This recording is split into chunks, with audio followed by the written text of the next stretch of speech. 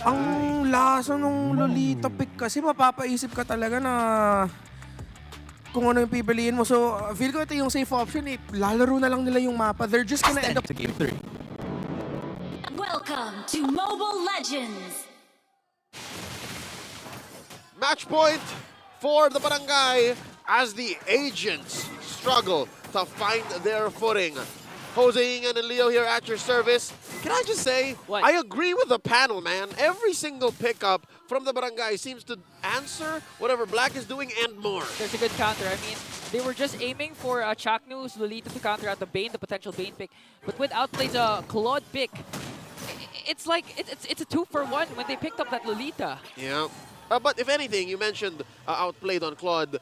Blacklist have relatively comfortable picks, right? Like Yeah. Exort is great on the low Yi. MP the King, we know what he can do with an aggressive jungler like Roger. And Outplayed has won multiple championships in the MDL because of a Claude here.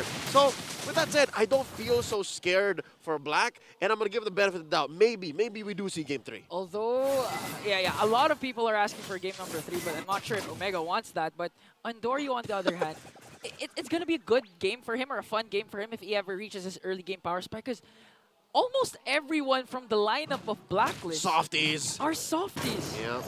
Aside from Dilar, maybe. There's literally half the room does not want to see game 3. Yeah. And you're right. Again, it's exacerbated by the fact.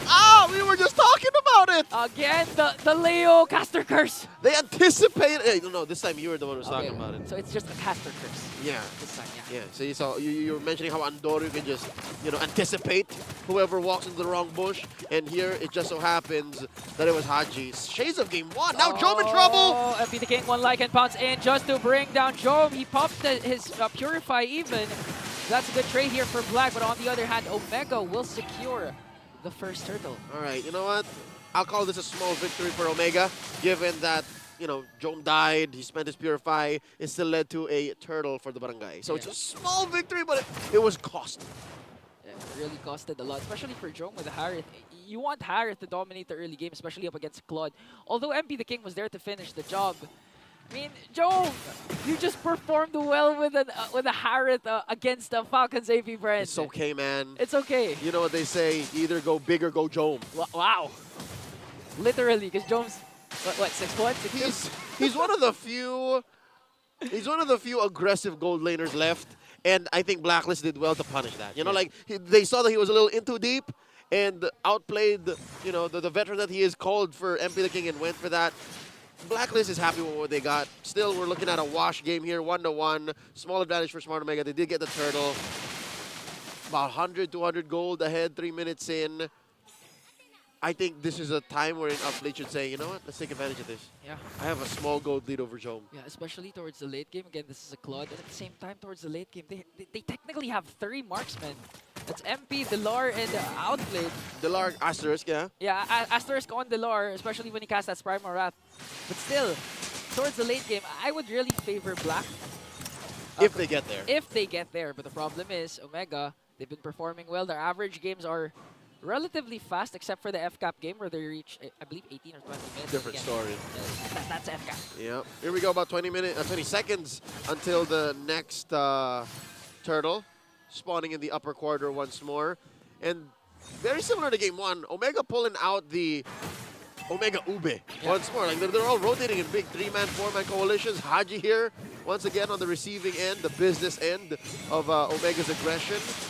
And we haven't really seen a big 5-man fight. I think that should be a thing of beauty, especially since you're looking at not just the Glorious Pathway here, it is now, but as well a numerous blast. But on the other hand, on the bottom lane, Blacklist wants to go right after Jome once again. They're going to get an uncontested turtle here, but Jome has to walk away, and I believe he's going to evade that 4-man rush from Blacklist. And this time, they're answering right back. Don't touch my Jome! Haji has used Circling Eagle just to walk away, but Exor was there. He's going to fall down. The Numinal Blast will hit. Omega answered right back. No trades for Blacklist. Thank you, random patch from about 9 months ago. That would have not been possible if not for the post-turtle movement speed in the river. Now Outplayed in trouble. Especially if you have the Wilderness Blessing here for both of the roamers. And now Omega, right on. They're really controlling the pace. It's a good game for everyone, especially for Andoryu. And even Andoryu, The mid trio doesn't even have to rotate around Andorio anymore. Andorio's a big boy. He can manage himself. He can burst down anyone, any of the 4 members of Blacklist. And look at that. It's as if the first kill and goal didn't really happen because Jome just pushed that tier 1 all by himself. Yeah. So right now, it's not looking good for Blacklist. But again, they still have a lot of damage towards the late game if ever they reach it. And the X Factor. Xort with the Luyi. Xort's been flexing this Luyi pick ever since even last season, both in MPL and MPL. So if Blacklist wants to turn things around, they really have to first make it to the late game.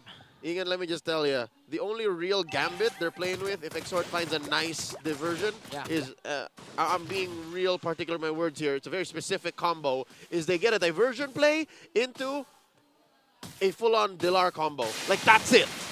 And these are all single target skills. Sure, maybe you can find one again with Haji, but that's best case scenario. Yeah, plus the Chaknu factor, the Lolita. I'm pretty sure Chaknu's just gonna wait for Outplay to cast that Blazing Duet, and once it's casted, the Bulwarks, the Guardian's barrier is just there to deflect the damage from here. Okay, Jome is the next target once again. He has the Examine Force. What? And Jome manages to escape again. The aggressive attack coming in from Blacklist now. Ryota Army is here with the Glorious Pathway. MP the King's gonna fall down. Dilar is the next target. And Chaknu there with the stun. But Dilar, oh, look at the Luminous Blast connects onto 2. Primal Wrath. Not gonna be enough. And now Omega is just on a rampage. This was not like game number 1, because game number 1, it was a push and pull back and forth. It's growing on you, huh? Ryota Army. The Ryota Army. What I'm impressed more than just the follow-through, was how single-handedly Big J made Blacklist think twice about that diversion play. Like, he just dropped the Zaman Force, Chrono dashed through the wall, and even MP the King was like, is this even worth it? Yeah. And that's what spelled disaster. That's what made me think the rest of what follows from here is all Omega.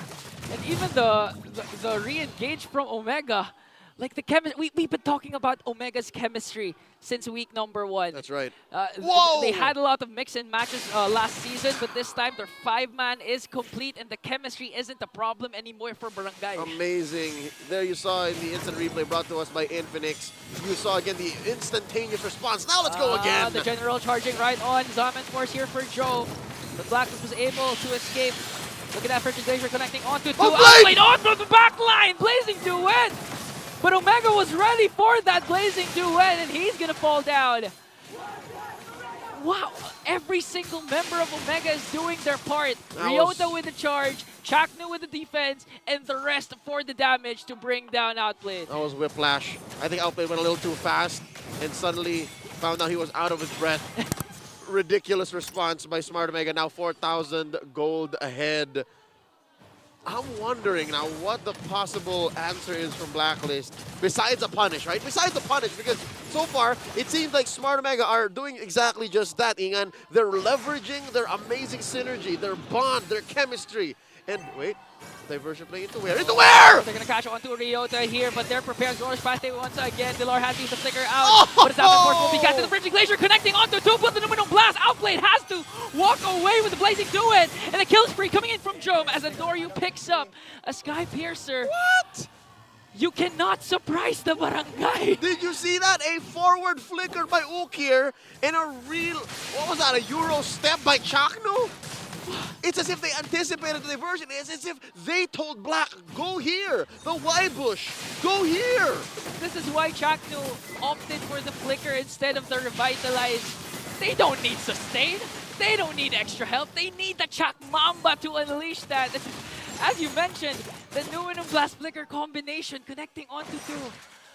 They're the aggressors. Wow. They're the aggressors. They don't need the extra protection. If anything, the Purify on Jome is their only real defensive battle spell. The Revitalize on Ryota allows for them to push forward. I mean, oh, look at that. okay. Blood wings. For me, Blacklist, as much as you want to say that they should split push, the threat of Andorio makes it hard for Outplayed to do those split pushes. Again, this is a very mobile assassin that could easily burst down Outplayed regardless of the Purify. Not just Outplayed, I mean, a majority of even them. Everyone, yeah. Yes. Even Xort. And with the Lord, and this immense gold lead, I think they can bring down Inhibitor Dirt with one Lord. But here comes the Glorious Pathway once again, just to scare away Blacklist. Oh, this is going to be a hard defense for the Agents. Looking at their wave clear, I think it's quite respectable. You do have the Claude, you have the Lu Yi, who can just, you know, almost as if doing basic attacks can clear, as well as MP the King. His first item was the Wind Talker, so he does have respectable wave clear.